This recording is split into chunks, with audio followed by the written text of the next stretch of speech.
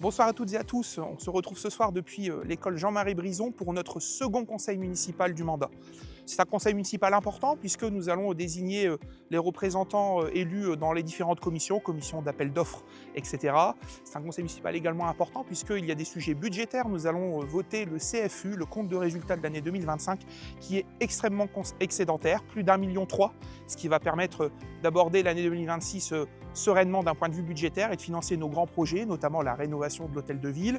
Et puis nous allons voter également les taux des taxes locales et nous allons proposer au conseil municipal d'avoir une stabilité sur la taxe foncière, donc aucune augmentation.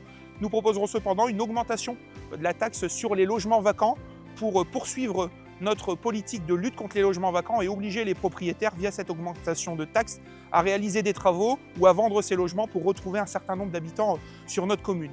Et puis il y aura d'autres délibérations qui concernent la vie de tous les jours, les subventions aux associations qui font la vie de notre commune, et nous remercions les bénévoles pour leur investissement. Nous allons les soutenir financièrement ce soir grâce à ce vote de subvention.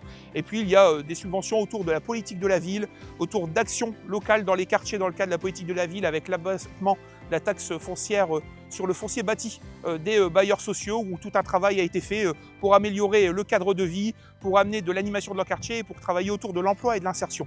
Ça sera un super conseil municipal. J'espère que les débats seront très sereins et que toutes ces délibérations auront une issue favorable.